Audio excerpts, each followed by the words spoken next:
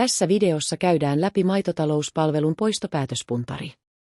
Poistopäätökset vaikuttavat suoraan tilan tulokseen, karjan rakenteeseen ja tuotannon jatkuvuuteen. Poistopäätöspuntari auttaa tunnistamaan poistopaineen alla olevat eläimet ajoissa ja auttaa ymmärtämään, miten poistot vaikuttavat karjan keskeisiin tuotannon tunnuslukuihin. Se perustuu tilan omiin ajantasaisiin tietoihin ja tekoälyyn. Työkalu ei tee päätöksiä puolestasi, vaan auttaa löytämään ne eläimet, joihin kannattaa kiinnittää huomiota. Työkalussa ovat mukana karjan poikineet elossa olevat lehmät. Poistopäätöspuntarissa on 3 pääosaa. Ominaisuuskortit vasemmalla. Graafi yläosassa. Eläintaulukko alhaalla. Poistopäätöspuntarissa voit valita, verrataanko eläimiä oman karjan keskiarvoon vai koko maan keskiarvoon. Karjan oma keskiarvo kertoo, miten eläin sijoittuu suhteessa oman tilan kokonaisuuteen. Koko maan keskiarvo puolestaan näyttää, miten eläin vertautuu suomalaiseen keskimääräiseen tasoon. Vertailupohjaa vaihtamalla saat eri näkökulmia eläinten tilanteen arviointiin. Voit valita valikosta ne ominaisuudet, joita haluat tarkastella, esimerkiksi EKM-tuotosta, lepokautta, solulukuja tai hoitomääriä. Ominaisuuskorteista näet ensin karjan tämänhetkisen keskiarvon. Kun merkitset eläimiä poistettavaksi, keskiarvo lasketaan ilman näitä eläimiä. Suluissa kerrotaan, kuinka paljon karjan keskiarvo muuttuu poistojen seurauksena. Graafissa voit vertailla 2 ominaisuutta kerrallaan. Eläimet sijoittuvat graafiin näiden 2 valitun ominaisuuden mukaan, ja jokainen piste kuvaa yhtä lehmää. Tarkasteltavat ominaisuudet valitaan valikosta, ja ne näkyvät graafissa vaaka- ja pystyakselina. Graafin keskellä näkyvät keskiarvoviivat. Ne jakavat karjan 4 alueeseen. Nelikenttä auttaa hahmottamaan nopeasti, millä eläimillä menee tarkasteltavien ominaisuuksien suhteen paremmin ja millä eläimillä poistopaine on suurempi. Vihreä alue tarkoittaa tarkasteltavien ominaisuuksien osalta suotuisaa tilannetta, oranssi alue kertoo enemmän poistopaineesta. Voit valita lehmän poistettavaksi suoraan graafista joko klikkaamalla yksittäistä eläintä tai maalaamalla useamman eläimen kerralla. Graafissa on myös zoomaustoiminto, joka helpottaa tarkastelua silloin, kun datapisteet ovat lähellä toisiaan.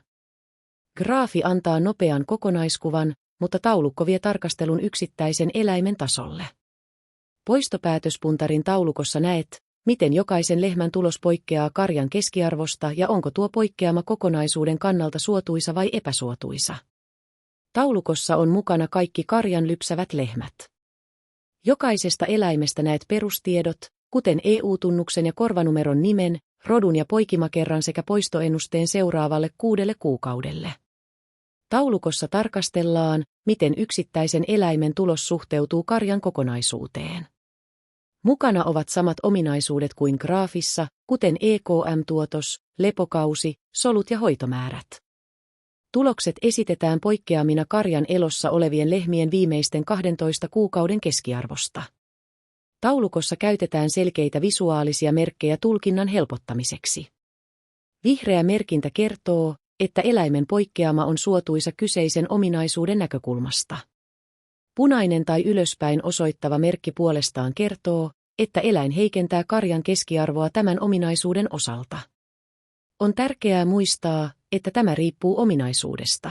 Joissain asioissa suurempi arvo on parempi, toisissa taas pienempi arvo on tavoiteltava. Kun viet hiiren poikkeamaluvun päälle, avautuu tooltip, josta näet eläimen oman, todellisen tuloksen.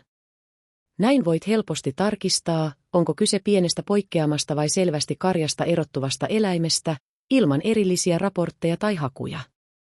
Voit merkitä eläimen poistettavaksi suoraan taulukosta. Kun eläin valitaan, sen rivi erottuu taulukossa ja valinta näkyy samanaikaisesti myös graafissa. Voit halutessasi rajata taulukon niin, että siinä näkyvät vain ne lehmät, jotka on merkitty poistettaviksi. Poistopäätöspuntarin taulukosta voit avata eläinkohtaisen hämähäkkikaavion. Se näyttää yhdellä silmäyksellä, miten lehmä poikkeaa karjan keskiarvosta eri ominaisuuksissa.